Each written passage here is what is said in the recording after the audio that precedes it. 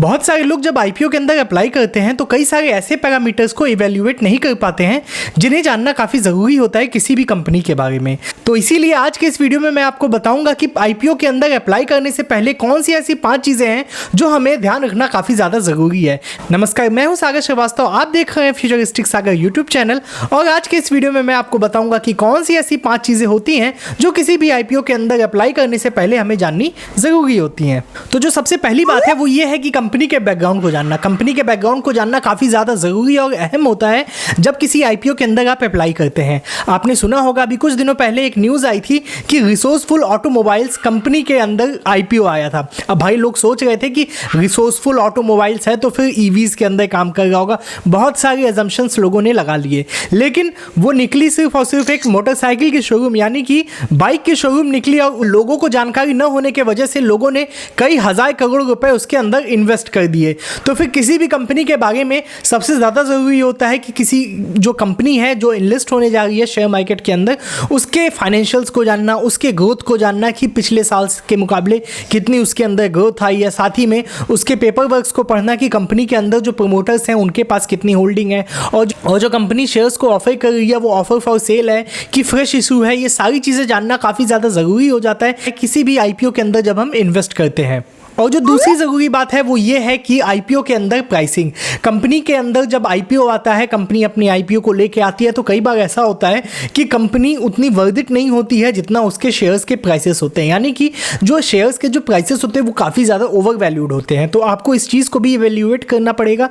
इसको जानने का एक छोटा सा मैं आपको एक तरीका बताता हूँ कि आप देखिए जिस भी सेक्टर की कंपनीज जो लिस्ट होने जा रही है स्टॉक मार्केट के अंदर जिसका आईपीओ आया है, आप उसके कॉम्पिटिटर्स को चेक कीजिए। उस सेगमेंट के अंदर, उस इंडस्ट्रीज के अंदर जितने भी कंपनीज हैं, आप उनके शेयर प्राइसेस को आप एक बार चेक करेंगे तो ओवरऑल एक आइडिया लग जाता है कि भाई कि ये जो सेगमेंट है, ये जो इंडस्ट्री है, इसके जो शेयर प्राइसेस हैं वो किसके बीच में ट्रेड कर रहे होते हैं। और साथ में आपका जो दूसरा पॉइंट होता है वो ये होता है कि कंपनी के अंदर जो काफ़ी ज़्यादा नामी कंपनी तो नहीं है। अगर नामी कंपनी होती है तो आमतौर पर उसके जो शेयर की जो प्राइसिंग होती है वो स्लाइटली हाई होती है कंपेयर टू अदर। हालांकि हमें कई बार ऐसा भी देखने को मिला है कि अच्छी अच्छी कंपनियां भी अपने जो शेयर्स लाती हैं आईपीओ के अंदर, जो उसकी प्राइसिंग होती है वो काफ़ी ज़्यादा कम होती है नामी कंपनी होने के बावजूद भी, क्योंकि वो ये चीज़ समझती हैं कि अगर शेयर्स के प्राइसेस काफ़ी ज़्यादा हाई होंगे तो फिर इन्वेस्टर्स वहाँ पे अट्रैक्ट नहीं होंगे और मार्केट के अंदर लिस्ट होने के बाद भी कई सारी प्रॉब्लम्स कंपनी को देखनी पड़ती हैं जब शेयर्स के जब प्राइसेस ओवर वैल्यूड होते हैं आईपीओ के अंदर।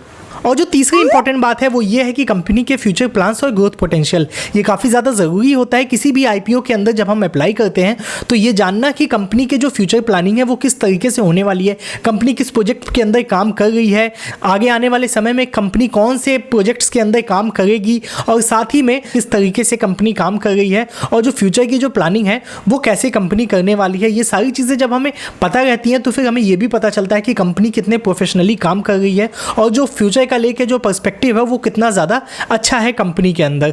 और जो चौथा पॉइंट है वो ये है कि कंपनी का रिस्क फैक्टर, यानी कि कंपनी के ऊपर कौन कौन से ऐसे रिस्क हैं जो फ्यूचर में चल के उसके लिए प्रॉब्लम क्रिएट कर सकती हैं। साथ ही में हमें ये भी जानना ज़रूरी है कि कंपनी कितने डेट में है, यानी कि कितने कर्ज में है। और उसके अलावा हमें ये भी जानना ज़रूरी होता है कि कंपनी के अंदर कोई चैलेंजेस तो नहीं आ रहे हैं, जैसे कि कोई ऐसा डिस्प्यूट तो नहीं है जो इंटरनल जो उसके प्रमोटर्स होते हैं उनके आपस के बीच में, या फिर मैनेजमेंट के टीम में कोई ऐसा डिस्प्यूट तो नहीं चल रहा है। अगर ऐसा जानना होता है तो फिर हमें क्या करना है, उस कंपनी को सर्च करना है। उसके साथ में हमें जोड़ देना है न्यूज़, यानी कि जिस भी कंपनी का आईपीओ आ गया उसके साथ में अगर हम गूगल पे न्यूज़ अगर सर्च कर देंगे तो ऐसी कोई भी चीज़ ऐसी होती है या फिर पास्ट में अगर हुई होती है तो फिर हमें वो समझ में आ जाती है और आमतौर पर इसकी जानकारी भी हमें हो जाती है। और साथ ही में हमें यह भी जानना ज़रूरी होता है कि कंपनी के जो प्रमोटर्स हैं उनके पास कितनी होल्डिंग्स हैं।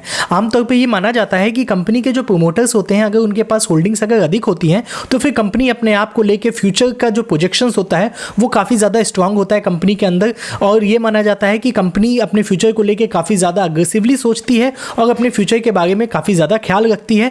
और कंपनी के जो प्रमोटर्स होते हैं वो भी अपने आप में कॉन्फिडेंट नज़र आते हैं कि भाई कंपनी का जो है हमारे पास होल्डिंग है, तो फिर उसमें भी उनका जो रोल होता है वो अपने रोल को बहुत ही बेहतर तरीके से अदा करते हैं। और जो पांचवी चीज़ है वो ये है कि कंपनी की लिस्टिंग के बाद की परफॉर्मेंस हमें काफ़ी ज़्यादा ज़रूरी होता है। इस चीज़ को ध्यान देना कि कंपनी की जब लिस्टिंग हो जाती है तो फिर कंपनी कंपनी किस तरीके से परफॉर्म कर रही है। अगर आपने जो प्रोजेक्शन आपने लिया था इस आईपीओ के अंदर अप्लाई करते हैं तो फिर अगर इतना रिटर्न आएगा, अगर वो रिटर्न मिल जाता है तो फिर आपको निकलना चाहिए कि नहीं निकलना चाहिए, लॉन्ग टर्म ले जाना है कि नहीं ले जाना है। ये सारी चीज़ें आपको लिस्टिंग के बाद आपको ध्यान से सोचनी पड़ेंगी और साथ ही में आपको इस चीज़ को इवेल्युएट करना होगा कि क्या इस आईपीओ के अंदर जिसमें आपने इन्वेस्ट किया था इसकी लिस्टिंग के बाद क्या इसमें आप लॉन्ग टर्म में इन्वेस्ट कर सकते हैं कि नहीं कर सकते हैं, और कंपनी किस तरीके से परफॉर्म कर रही है इस चीज़ को भी हमें ट्रैक करना होता है।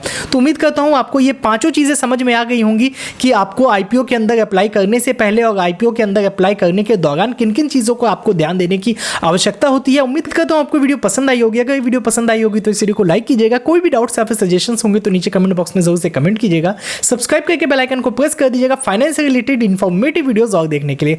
मिलते हैं नेक्स्ट वीडियो में, तब तक के लिए जय हिंद, जय भारत।